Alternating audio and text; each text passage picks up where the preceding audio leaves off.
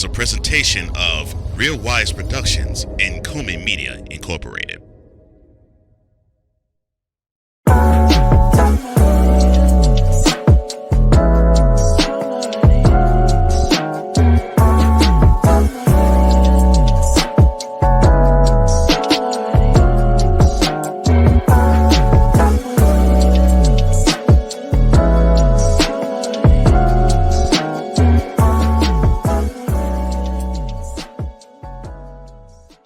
Have I told you I love you lately? We'll talk Tyrese later. This is Mentality.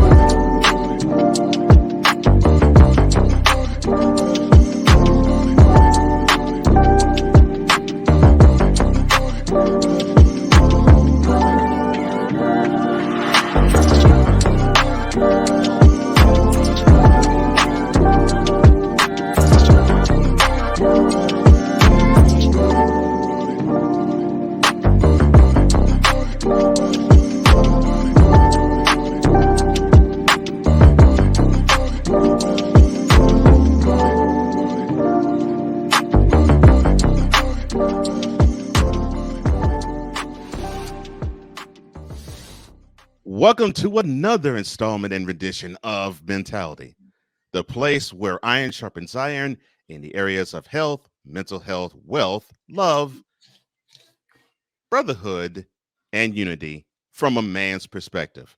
I am one of the co-hosts of Mentality, Cole Johnson, and I am joined as always by the other co-host of this show, one Mr. Wize El Jefe. How you doing, man? What's going on, brother? Everything is good. Everything is lovely, man.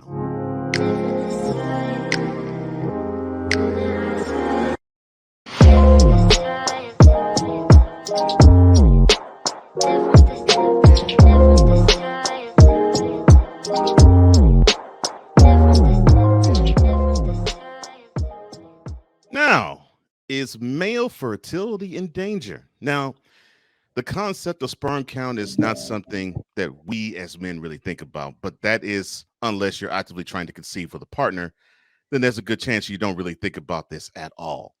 Now, unfortunately, that possibly could be changing because recent and reliable data suggests that sperm count numbers are dropping all around the world and have been for several decades. In fact, a recent systematic review of 38 different studies found that average sperm concentration has declined annually from 1973 to 2018, says fertility expert Dr. Alex Robles of the Columbia University Fertility Center. Now, the question that I have for you, sir, would be why has male infertility not been a focal point in health like it has been for women? Because I guess for the most part, a lot of the infertility issues have been with women. Like there's some cases, where the man has a low sperm count and he hasn't been producing, but for the most part, when you think of couples infertility, it's usually the woman who's having the problem conceiving. Mm-hmm. Now, you may associate cheating with things like lipstick stains, hurried hookups, and sending and then deleting emails and saucy texts. But the truth is, cheating in a relationship doesn't have to be physical. In fact, it could be emotional because 35% of women and wives and 45% of husbands admit of having emotional affairs, according to the American Association of Marriage and Family Therapy. Now, while some people would rather their partner do anything rather than have a physical relationship with a stranger, for others, knowing your significant other is building a deep, meaningful romantic connection, though, with someone else, even if they never cross any physical boundaries, it could really be nightmarish for them and for you.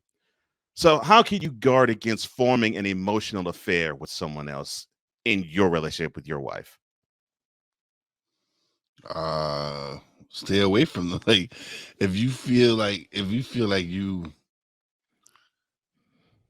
oh man, it's crazy because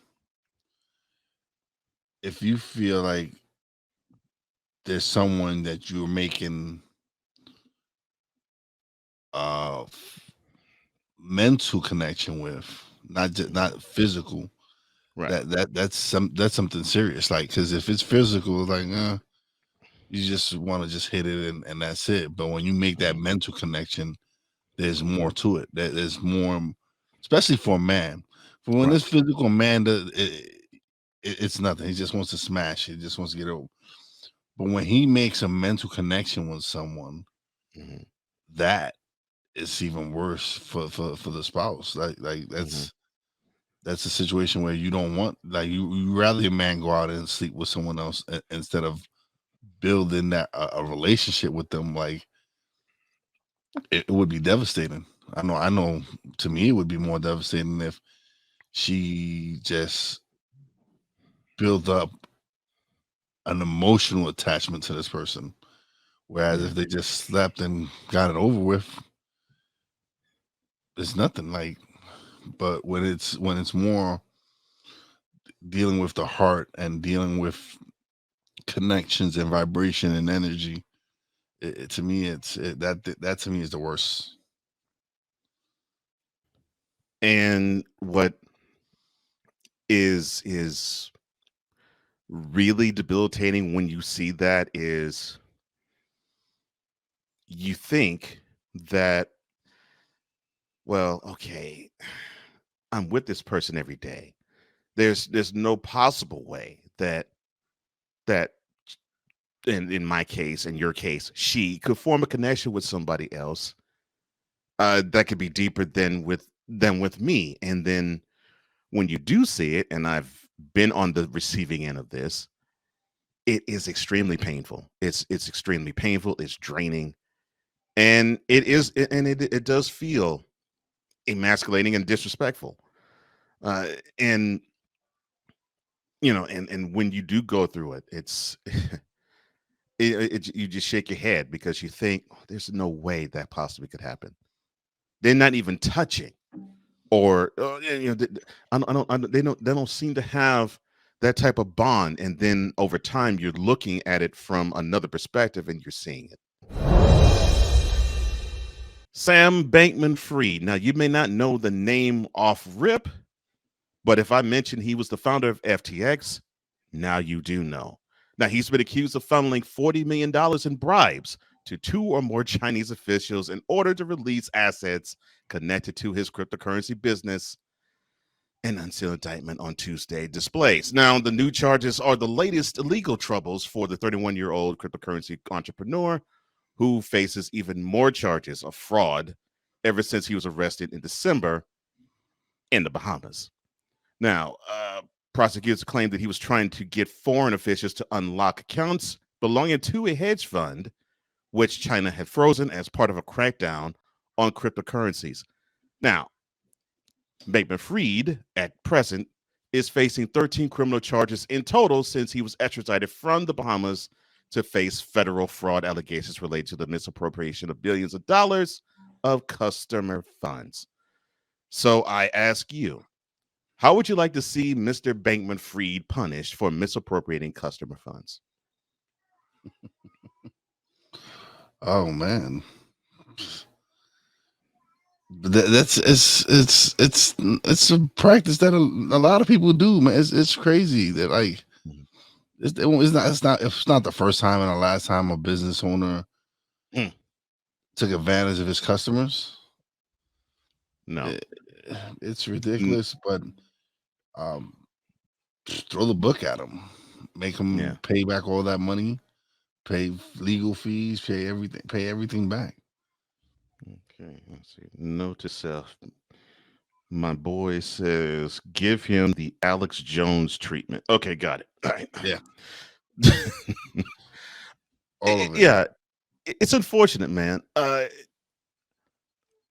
What you said in the beginning is absolutely perfect, and you're absolutely right. This has not been the first time you have a business owner, an entrepreneur, swindle customers, and this won't be the last, because people are going to think, okay, in order to get ahead, I got to pull moves like what this guy's done. And Yeah. and the funny thing is, I really didn't pay much attention to him Uh, all I remember was, of course, we're both sports fans. All I remember was that, oh, FTX. Oh, so he's lent his business to sponsor a stadium in the NBA. I'm thinking, okay. And then when news broke out that, well, the FTX had to basically take the naming rights out of that arena. I was like, oh, trouble in paradise. And then all of this followed. But yeah, I really believe that he needs to be made of an example. Now, do I want him to be flawed in the center of a town square? No, but he has to be shown that you cannot take advantage of people. And yes, I agree. He has to pay back the people he basically swindled and took money out of. It's not even a question.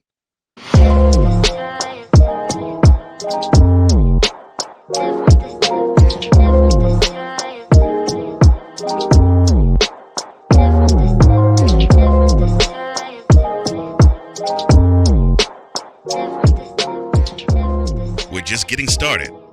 Mentality will return. Alicia. You can't hold somebody to that standard if you haven't voiced what you want and what you're needing from that. Mika. If you're not communicating expectations, you're waiting for your feelings to be hurt. Nicole. Yeah. A lot of people don't want to take the time out to be alone and to get themselves together. Ivan. You got to be willing to work through stuff. And from the jump street y'all done had problems, maybe you don't need to be working through those.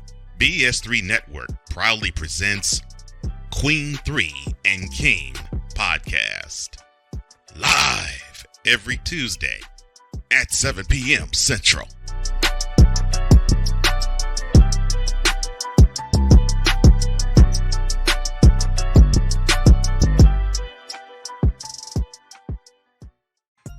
What's on E. Dicker's mind? A and B, I'm going to see my way out of it. Because why? I don't care.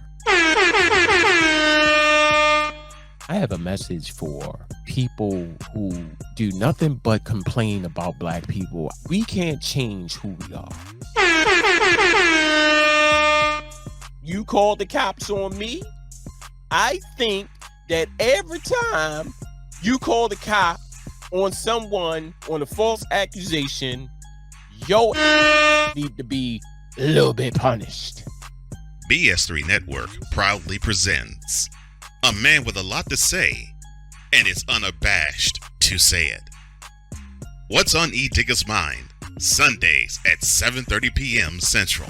Check your local listings for your viewing and listening pleasure.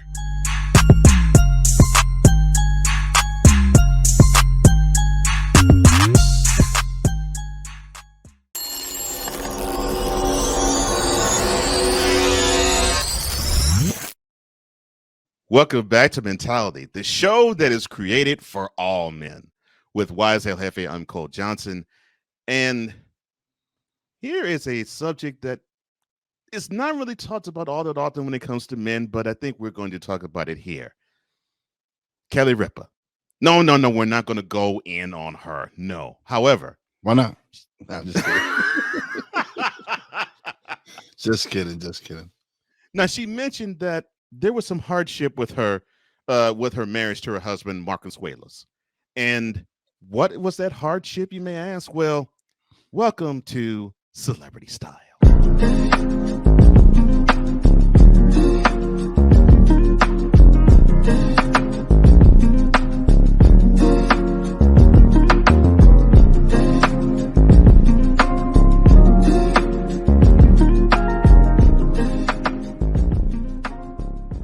Now, Kelly's getting real about her marriage.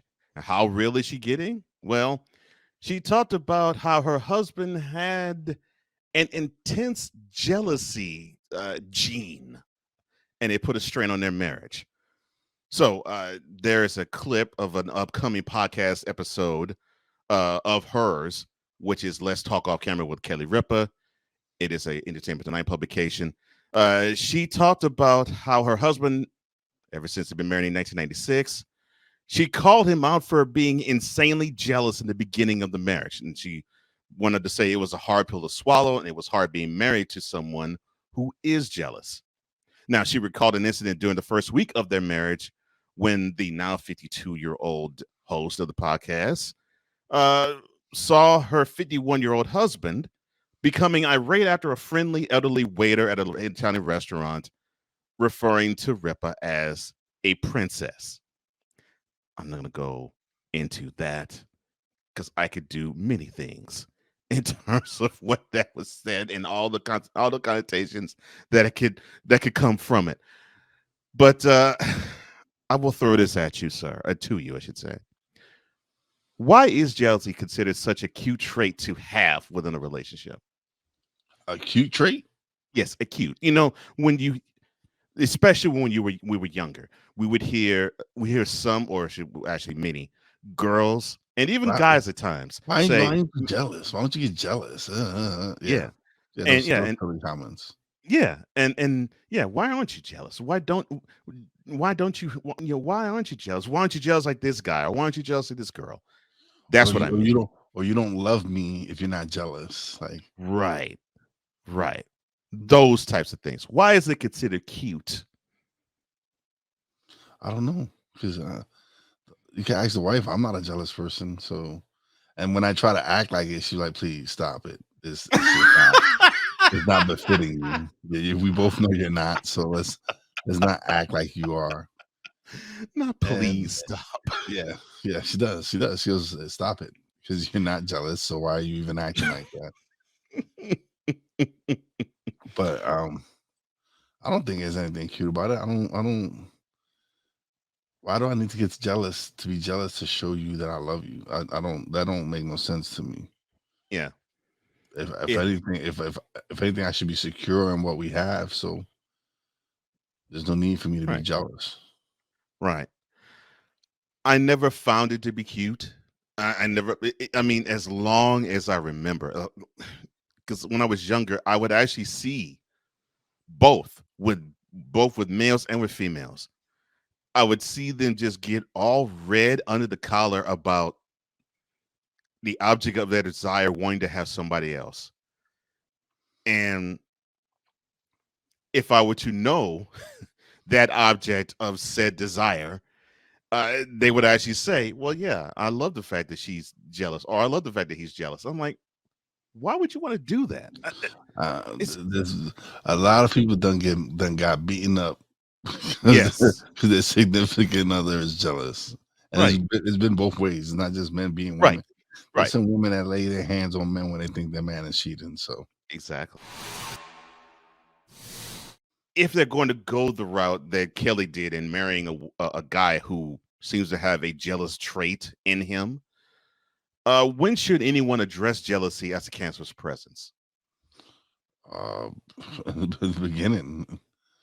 Instantly, like once you start seeing that red flag, it's something you need to address, because you don't want to be in a relationship like that. You don't want to be in a relationship where someone is questioning you every day, questioning you every moment that you're not around them. Like, where have you been? Who have you been hanging out? Like, no, that's not a stable relationship. That's negative. That's just very self-destructive. So, no. Yeah, it's one that is not built on trust. Definitely not. I subscribe to the theory of, I believe that if you're secure enough in your manhood, you can have relationships with a woman, and it doesn't have to be romantic. If you are married or if you're with somebody, it could be platonic. Yeah. And I have no problems. I have no problems displaying it, and I have no problems successfully executing it. Now, my wife, on the other hand, before we got deep into relationship, she said, "You can't have friends who are female." I'm like, "I'm sorry, that's not going to work. Not with me, because I'm going to be friends with who wants to be friends with me, whether that's a guy or a woman." Now, I will show you that I can put boundaries with a woman who would think that they want to go past friendship, but basically just saying all of my friends have to be males. No, because can I say that all of your friends have to be female? Of course, her answer was no. I said, well, then that's what I should expect a mature woman to say. I'm a mature man. Listen, my wife has met two of my closest female friends that they're my sisters. They're more my sisters than anything else. Right. Saying I consider them my sisters, and there's never been an issue because from the beginning she's seen what kind of relationship we've had. Like these are two people I've known since high school. I've known them since I was 15, 16 years old. Right. And to this day we have wonderful relationships. So she's accepted. She knows certain people that I'm the kind of person that I have friendships that has last decades. So yeah, and that's how it's supposed to be. So we have encountered, I know, if not with friends, definitely family, guys who really love it when women are jealous and drive them to jealousy. So why do some males like it? Because they like the drama. Of them. They enjoy the drama. Yeah. That's what they feel. It spices up the relationship to them, which is stupid to me, but very, very, very, very stupid. Yeah. I mean, you're tempting fate because a woman has any type of maturity about her and any type of self-respect about her will look at you. You're playing games, and she'll say, "Okay, you're dumb, you're stupid. Peace out. I don't want to be part of this." Yeah. And she should do that to some guy who decides, "Okay, I'm gonna make her feel jealous by me hitting on another woman," because it's stupid. It's absolutely stupid. All right, so if a man has this feeling of being insecure around another man when it comes to his woman or his fiance or his wife, how can he overcome being jealous of any attention his woman gets? I look at it as compliments. Like, I'm going home with her. So all y'all do is, as long as y'all look and don't touch, we good. See, she's the one. I'm the one she's going home with. So once if y'all cross that line, then we'll get to that point. But I'm not gonna not enjoy myself because I gotta sit there and be afraid that all these men are talking to her or she's associated with them. Then you never. Then anytime you go out, you'll never have a good time. Right. And I remember I did not know how that would feel because I never had the woman that other women were like, "Oh my gosh, you pulled a hot one." You know, never had that until this woman I dated, and I now get it with my wife too. But I never had that type of attention until I got this woman, because beforehand, the women, the generation younger than us would probably call them chicken heads. They would just simply pop off at the mouth and say, "Oh well, you know, Cole can't pull any fine women. Look at him. Look how he is." And I was just modest. I didn't brag, and I still don't brag. But I had this one hot number where it was this function, this work function after hours, and it was mostly women. And I did not tell my date to do anything. I just let her be her. And so she scoped out the scene. And then, you know, when then we're asking, because there's an outdoor setting, because it was around like late April. In Houston, of course, late April, you can have anything outdoors. So so we were looking for a seat. She says, "Don't worry about it, baby." And so I sit down, she sits on my lap. And all of a sudden I see the jealous eyes come from the women in the room. Now I see the guys want to dab me up. but the women, they were like, how did he pull this heifer?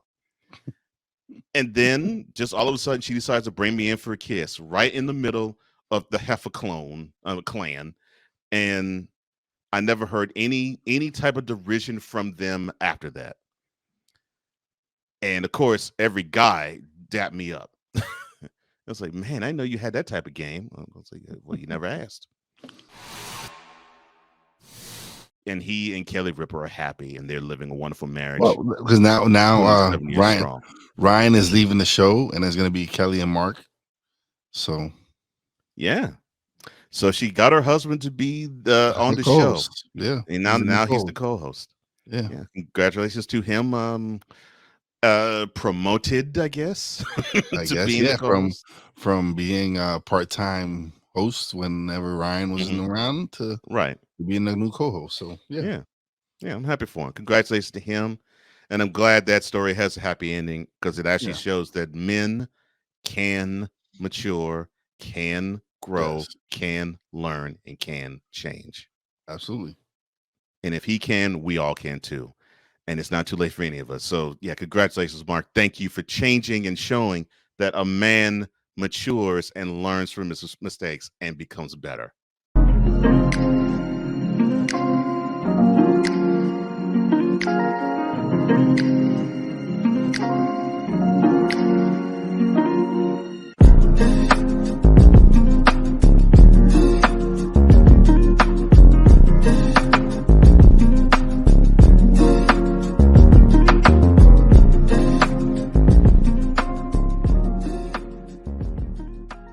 Mentality will be back in 2 and 2. Quinn. Moment of clarity. I haven't watched BET in years. KP. Drake needs to come back with another triple platinum album. E Digger. And then you have Ray J. Like, I can't stand that River Cricket. The Guru. Okay, the level of crack she's smoking, I don't want it. BS3 Network proudly presents the Knucklehead Chronicles podcast, where from card tips to hot topics to meep of the week, anything goes. Live every Sunday at 2:30 p.m. Central.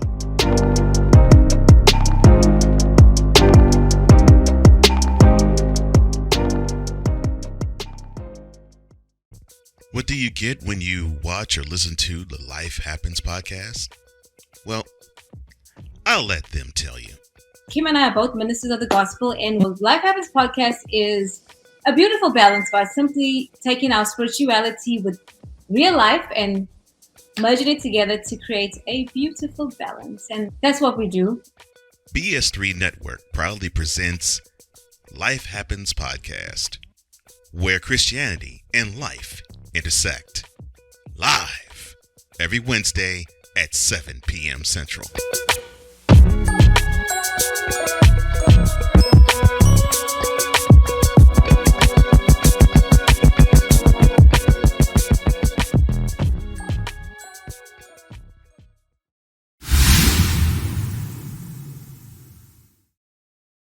Welcome to Mentality, a show that is by men, for men, and directed toward men.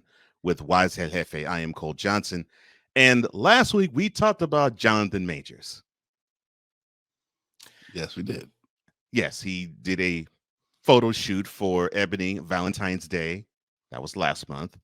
Of course, it was in charge of his Marvel appearance as Kang in Ant-Man and the Wasp, Quantumania. And now he has a movie that is out now in theaters, Creed 3. And he has done the press junket and press tours for that. Unfortunately, last weekend, he was arrested. Now, there's something about that, though, that is bothersome, at least to me, in terms of how the news broke and what people were saying about it. And what do? Well, of course, we as men, we talk about it because we believe that we should talk about these things. And we're going to do so from the experts.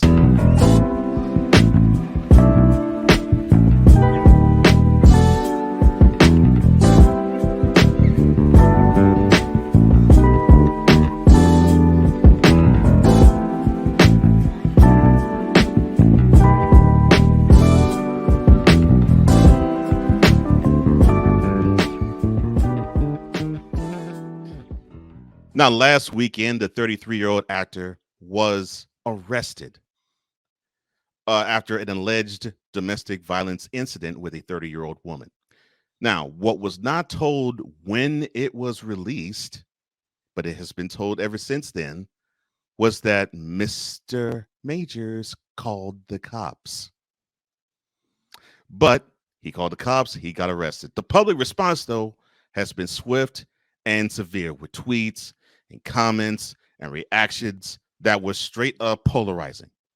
Some of the camps basically just lampooning the woman, and some of the camp basically saying, well, I knew that Jonathan Majors was an abuser, and it has now been proven. And I saw another one where it was like, this has been in the works for years. Way back when he was in college, this happened. So I don't know why this is such a surprise to all of you all that he is shown as an abuser now. Here's the troubling part, though. All people had to see was Jonathan Majors and arrest, and he was all of a sudden, with most people, guilty. Yeah. Guilty, regardless of the details, regardless of everything else that has not and still has not been to the forefront, but didn't come to the forefront even on that day and even on that weekend.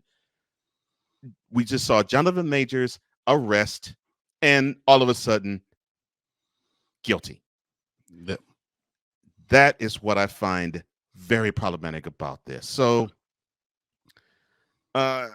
according to Darius Green, who has a PhD in counseling education, he talks about this scenario. He says, be mindful that Jonathan Majors isn't reading your tweets, but folks who have survived and are experiencing abuse are, as well as folks who have been abused and are abusing others.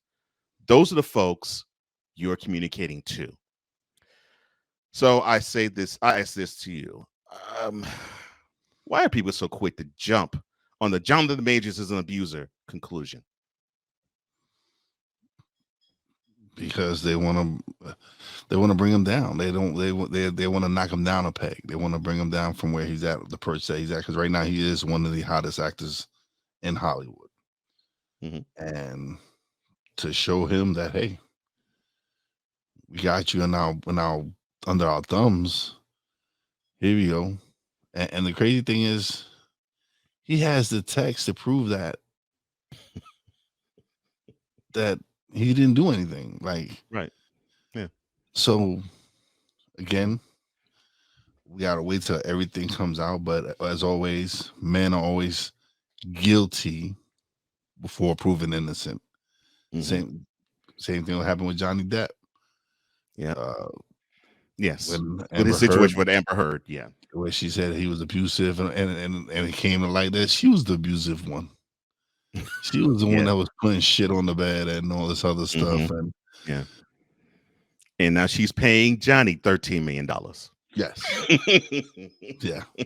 Yeah. But I always found that case hilarious. just the stuff that she did to Johnny. I'm like, wow, okay. But that's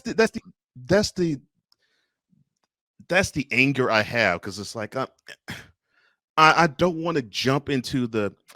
So this is a brother who's getting lambasted and getting shoved into the criminal and thug realm just because of the color of skin. I want to not jump that fast into that lane, but I'm looking at all this stuff, and that's exactly how I feel, because that's exactly what I think is taking place. Well, and then you start hearing these things about former co-workers and on different movies, or he was bad attitude, all this. It's like now all of a sudden he has a bad attitude, or he's difficult to work with. Now, right? Why now? Because that person wants to get their name going. Like, oh, you see what he said about Jonathan Majors? Oh, so now he wants to make his name. Whoever's saying any of the people saying any of this stuff, they want to make themselves relevant. Yeah. Oh yeah, he was mean to me on set one day. Or he didn't look at me one day on set. It's crazy. Yeah. Yeah. Because all we heard until last weekend was this guy was a savant. You know, this guy this guy's going to be a budding megastar in Hollywood. This guy, whatever role he gets, he knocks out the park. That's all we kept hearing. But all of that just got erased, and then all of a sudden, thug and criminal is now what's stamped on him. Yep. So where's the responsibility of the woman in this scenario? Because I was hearing, and I heard that there was eyewitnesses to the account that, well, he didn't really lay a finger on the woman, and it was like an episode for the woman. So I don't see her leaping to say, well, you know what? That was my fault. I was tripping. Yeah, he doesn't deserve this. Where's the accountability from the woman here, please? That's never. Well, look at all these women that screamed rape and weren't raped. When have they been held accountable? Right. Like, look at a lot of the situations where there's innocent men getting released after 20 years of prison because they were accused of something they didn't do. Again, it's crazy that we're found guilty before any evidence is presented. Yeah. And then once it's presented and you can clear your name, you still got that stigmatism that you were guilty. Yep. Yeah. Even when they find you innocent. Yeah. Yeah. That stigma still is there. For example, I can't think of the guy's name, but he was a linebacker. Banks. Yeah. I think it was Brian Banks. I think that's his name. Yeah, I think it was Brian Banks in USC. Yes. Yes. So he's a prospect coming to the NFL, and he was about to be drafted when all of a sudden a woman claimed that she was raped by him. They have the trial. He is found guilty, and he is sentenced. So 5 years into his sentence, the woman pipes up and says, "You know what? I was lying." And yes, he got out of jail and he got a chance to play, I think, a year with the Falcons. But because of that false claim of guilty of rape, this woman destroyed this man's future just from a lie. Yeah. And that is inexcusable. And I hope we're not seeing a similar scenario here with Jonathan, because I could see it. I could see it coming. Oh, I could see it coming. Yeah. It's crazy, man. It's just crazy that someone can accuse you of something, and again, the public is quick to judge and say, "Oh, he's guilty. He's guilty. He's guilty. He just has to be guilty." And then when everything comes out and it's proven that he's not, oh well, he's okay. There's no apologies. There's no retorts. Nothing. They just we made a mistake. No, and it's almost as if they're saying, well, he shouldn't have gotten himself in that trouble in the first place. Well, he didn't put himself in that position. That's the thing. And I'm glad you said that, because I want to ask this: why has the public already come to a guilty verdict for Majors, and ain't a trial been set for this yet? Because we live in a society that love to see the drama. They love to see the heroes fall from the pedestal. They love to see someone who's succeeding fall down. They enjoy this. People enjoy this, and it is what it is. You can't. Listen. Hopefully, he can clear his name, and it won't really do much of damage to his reputation. But the way the people are going at him right now, it's just ridiculous. Like, listen, really find out the facts, find out what truly happened before y'all really decide that y'all want to lynch this man and get rid of him and cast him away before anything's even proven.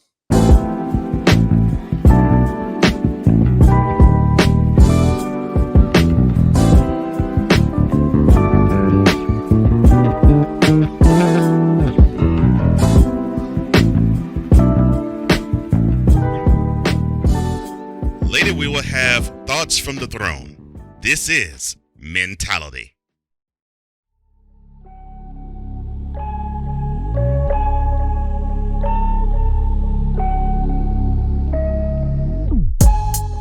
You have to learn to live with yourself before you can make a commitment of yourself to someone else. When you go to something that's already structured, like the church, I don't need to go in there thinking I'm the pastor. It's like already one set up, you know what I'm saying? It just had everything, but I learned, you know what I'm saying? Everything I did, I learned from. So we look forward to seeing you same time, same place. Know that we love you, God loves you more. Continue to stay safe, do the right thing, stay out of trouble. Conversation that informs a community. Brothers of Legacy. Every weekday morning at 9 a.m. Eastern.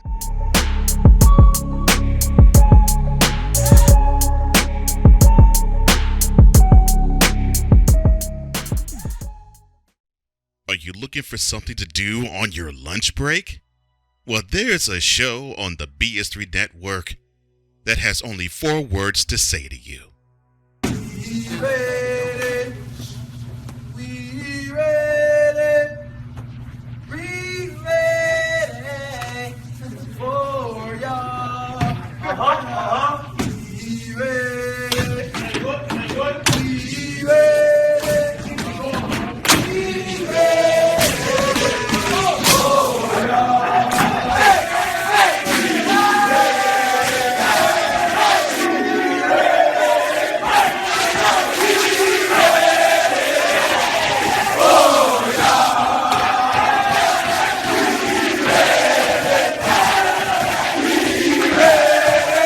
The Lunch Break with AJ, powered by JM&E. Live weekdays at noon Central.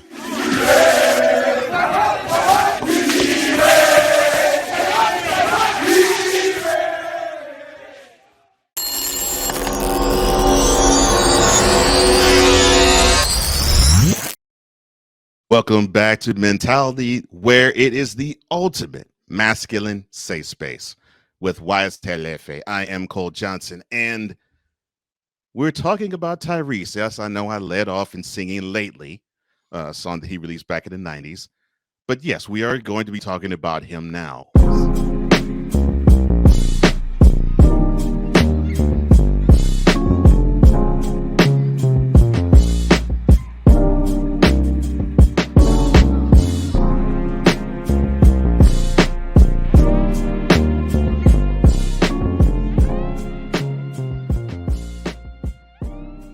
Now, as I mentioned, Tyrese and Sway, they are brothers, or brothers-like. And he was on the show earlier in the month of March. And this is what he had to say about the subject of men being under attack. The reason that men out here killing themselves, I'm going to tell you why black men are out here and the suicide rates are through the roof. They tear us down when we don't communicate and express our thoughts and feelings and sentiments or our vulnerabilities. And then as soon as we talk and express our thoughts and vulnerabilities, we get our beat and get torn down for that too. Well, I'm not finna let myself drive me crazy from keeping all this bouncing around in my head. So as long as these interviews are scheduled, I'm gonna show up and talk. And if you don't want me on your show because I'm too raw and real for TV, well, I'll be on my Instagram. You gonna get this work. That's Tyrese. So it's a warning. Sound like one of my talking segments. about talking about how men are under attack. And yes, I immediately thought of my brother, my Mentality co-host and partner, Wize. When I saw that, I was like, oh my gosh, it's almost as if Wize sent this script and said, Tyrese, when you're on Sway, say this, bro. Yeah. Oh my gosh. All right. So obviously he believes that men are under attack, and I think we do too. So why do you believe men are under attack? Because we are. It's proof. Jonathan Majors is proof right now. Like he's one of the hottest men in Hollywood, and now all of a sudden, he's getting arrested, press charges of abuser. And then, like Tyrese said, we get blasted if we don't communicate, talk, express ourselves, show our vulnerability, and then the moment we do, we get our asses handed to us. Oh, you're not a man. You're showing weakness. You're showing like can't have it both ways. Right. Do you want us to communicate? Do you want us to express ourselves? Do you want us to be able to release what's inside of our heads, what's inside of us? Or do you want us to continue to keep it inside and harbor all this and drive ourselves to the point where we want to harm ourselves? I choose the other. I choose to speak upon it. I choose to express myself because I'm no longer gonna hold in what's inside and torture myself. Yeah. Instead of being able to express myself, because I don't want to be labeled a weak man or a sucker because I'm expressing my feelings, because I'm able to articulate what the is going on with me. It makes no sense. Either we're if we do, if we don't. Let me tell you how damaging that is for a woman to not have a man express himself. So I was going through a hard stretch with my wife, a hard stretch. Like I didn't have a job, and I was looking for work, and it was rough for me. It was rough for us, yes, but it was really rough for me. And I had one of those moments where I just broke down and I poured tears, man. Poured them in front of my wife, poured them. So about a week or so later, it was about something that I wasn't doing with her. And in an argument, and my wife could be extremely sharp-tongued. She actually said, I'm looking for you to cry. Where is that guy? I filed that in my memory bank. Cut to when I had back trouble. I slipped and hit my my tailbone in the bathroom twice in 2 months, in a 2-month span. And I was fine. We go on a trip to San Diego, and all of a sudden my back my lower back starts to really give me problems. And I mean, it gave me such problems to the point where it would take me 5 minutes to just simply get up from a chair. It was bad. I mean, the pain was absolutely excruciating. But do you think I let my wife know that I was in pain? Nope. She did not have a clue. I was still bringing stuff. I was still lifting things and bringing it in the house. I mean, stuff that it was painful to do it, but I still did it because I was able to do it, because my wife was not going to see any vulnerability from me, because obviously she modeled that she didn't want to see that. So she's not going to get it. And so there was one time where the pain was just too hard to bear. And so I got a steroid shot. And when I was telling them how much in pain I was in, my wife was like, why didn't you tell me? I did not know you were in that much pain. You never showed it. And I actually said to her right then and there, and it was outside the earshot of everybody else, I said, I wonder why. You remember when you were like, and you were joking me about showing you vulnerability? Well, you're displaying to me that you don't want me to be vulnerable. So that's what I'm displaying to you. She cried right there in front of me. Okay, so what does freedom, a masculine expression, look like? What does it look like? Yeah, what does it look like? It looks like what we're doing here. Being able to express ourselves, being able to be ourselves, being able to touch on subjects that others might think of as taboo, because we're not supposed to speak on these things. We don't care about that. We're going to touch on subjects that matter to us. We're going to show you that men are like everyone else. We have those moments where we are vulnerable. We have those moments where we're we're we're at other people's mercies with how we feel. This is the space here. This is where you're able to show what true masculinity is being able to be ourselves and being able to talk on the subjects that we want to talk about. Yeah.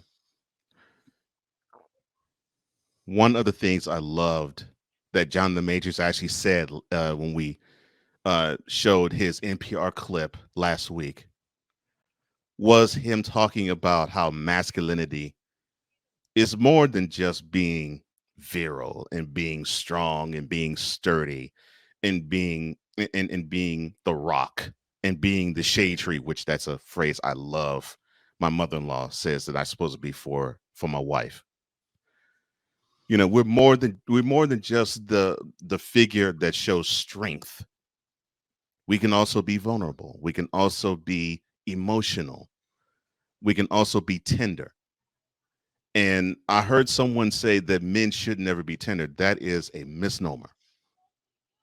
No. Yep. No. Tenderness should actually be born from us, from the standpoint of it has to be shown to a woman that a man is willing to express it to her and to accept it from her. Why is it emasculating for men to be vulnerable?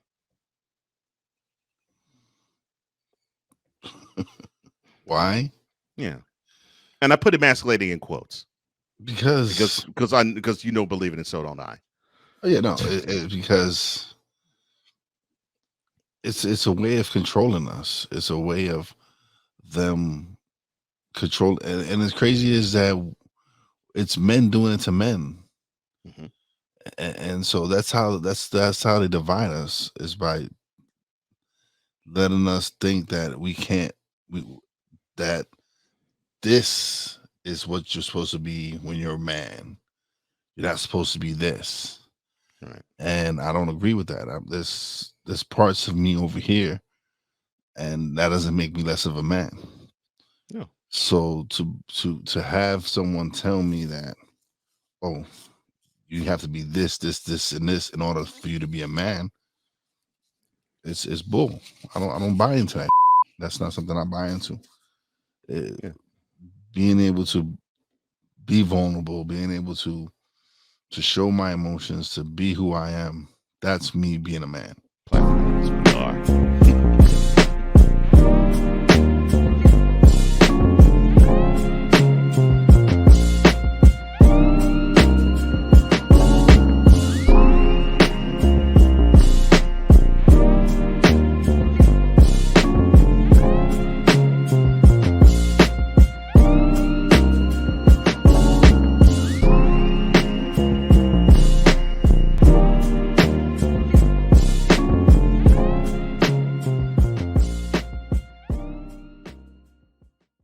And now, thoughts from the throne.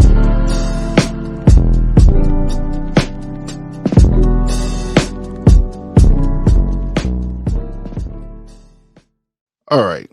So I'm going to piss off a couple of people I know, because I don't care. They might feel I'm choosing sides, which I'm not. But there's two brothers that just continuously go at each other. And I got love for both of them, man.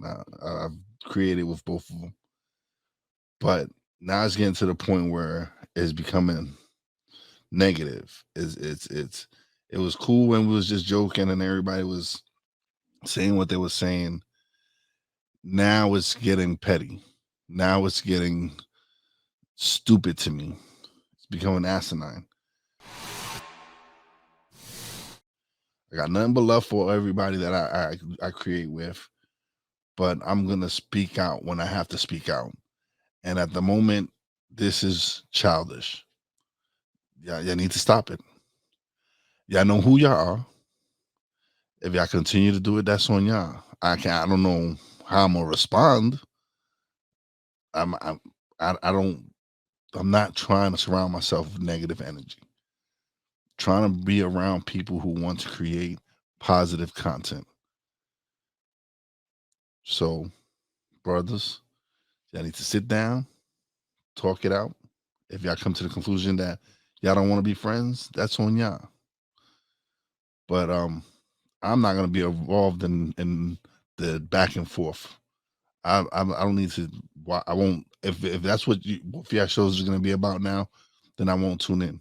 I won't support it because I'm not gonna support where we're blasting each other. And that's all I have to say from this week from Thoughts from the Throne. So when this show premieres April 3rd, it will mark the 51st anniversary of my parents. Because on April 3rd, 1972, both my mother and father decided to make that commitment to one another, and it is stuck for now 5 decades and 1 year. And I am so proud of them. I'm so proud of my mother and father for looking at each other and seeing the value of the other and doing it through good and hard times, through hardships and triumphs. It is a joy and a privilege to say that I am the son of parents who have been married for that long. And they have modeled that understanding for me, because now I have a marriage that's lasted a good while now. And now I have a partnership on this show where on tomorrow's date, it'll be 1 year that the partnership was born. And it was born with two brothers on a mic doing what we do best, learning that we actually had chemistry with each other from the jump. And that is what life is about, celebrating the beauty of connection, seeing the best and even the worst in the person, and seeing that they're a wonderful human being because of it. That's what my parents have seen with each other. And I can say that's what I see with my brother Wize. And I'm so happy to say that this is one of my best friends. And I have no problem saying that to him, to you, or to anybody else who is within earshot of me saying that. Because of my parents, I'd actually say that I am happy to know what a strong, sturdy, good relationship looks like.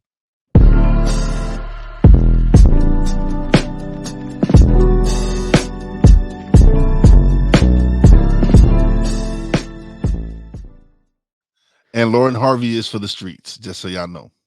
And Lauren Harvey is for the streets. She's for the streets. She's for the streets, my guys. Oh my gosh. Also, mentality is for the streets, but not in that vernacular. But but that will do it for this episode of Mentality. It is a pleasure to just simply be a platform that is for all men. For Wize and Jefe, I'm Cole Johnson, reminding you, as what we always do and always say in parting, our secret technique is that we always speak with mentality. See you next time. Peace. That's 100.